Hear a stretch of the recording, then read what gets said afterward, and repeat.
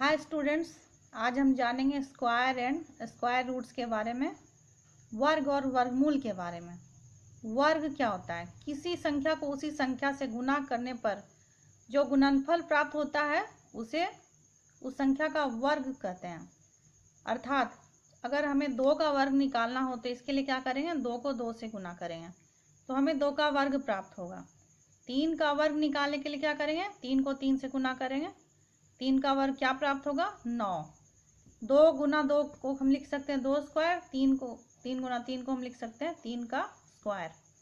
तो यहाँ पे 2 से लेकर 9 तक की संख्याओं का वर्ग निकाला गया है, जो कि 4 से लेकर 81 तक है।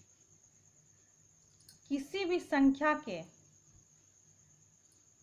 वर्ग के अंत में 2, 3, 7 या 8 नहीं आता है। यहाँ इन संख्याओं को अगर ध्यान से देखा जाए तो इसमें से किसी भी संख्या के अंत में 2, 3, 7 या 8 नहीं है। अगर ये पूछा जाए कि किसी भी संख्या का वर्ग सम है या विषम, तो इसका आसान सा जवाब ये होगा कि सम संख्या का वर्ग सम होगा और विषम संख्या का वर्ग विषम होगा।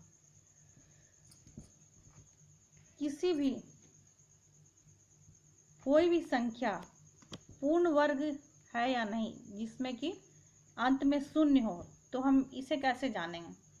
तो इसके लिए हमें यह देखना होगा कि उस संख्या के अंत में शून्यों की संख्या सम है या विषम है। अगर उस संख्या के अंत में शून्यों की संख्या सम होगी तो वो संख्या एक वर्ग संख्या हो सकती है। कब हो सकती है? जबकि उन शून्य के अलावा भी जो संख्या है वो भी एक वर्ग संख्या हो। अगर उस संख्या के अंत में शून्यों की संख्या विषम है, जैसे यहाँ पे 60 में एक शून्य है, एक क्या होता है? विषम, मतलब कि 60 एक वर्ग संख्या नहीं है। 1000 में शून्यों की संख्या कितनी है? 1, 2, 3, तो ये एक विषम संख्या है। 4 लाख में शून्यों की संख्या कितनी है? 5 क्या है? एक विषम संख्या है। तो यहाँ पे ये तीनों संख्याएं पूर्ण वर्ग नहीं है। हम यहाँ पर देखें 400, 900, ये सभी संख्याएं पूर्ण वर्ग संख्याएं, क्योंकि इनके अंत में शून्यों की संख्या सम है और 4 भी एक पूर्ण वर्ग संख्या। इसके अलावा 900 को देखें, अगर इसके अंत में शून्यों की संख्या क्या है? 2, जो कि विषम है, सम है। और 9 भी एक पूर्ण वर्ग संख्या, इसलिए यहाँ पे 900 एक पूर्ण वर्ग संख्या होगी।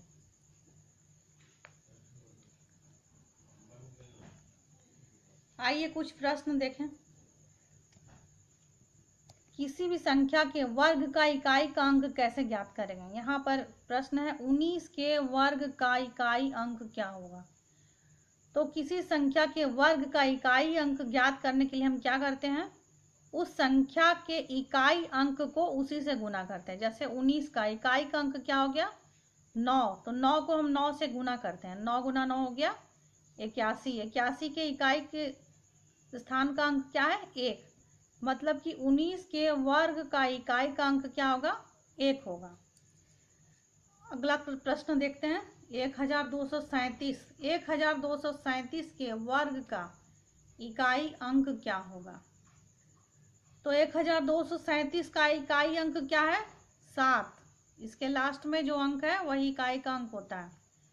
इसके अंत में क्या है? 7 इकाई का अंक है। 7 को 7 से अगर हम गुना करते हैं तो क्या आता है? 49, और 49 के लास्ट में क्या है? 9, मतलब कि 1237 का इकाई अंक क्या होगा? 9 होगा। अब अगला प्रश्न देखते हैं। 20 के वर्ग में शून्यों की संख्या क्या होगी?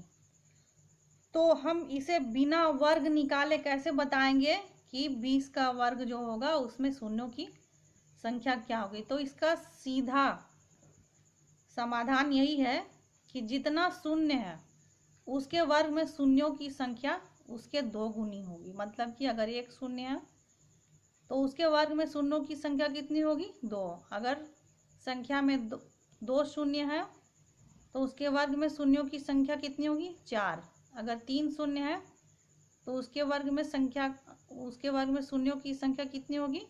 6।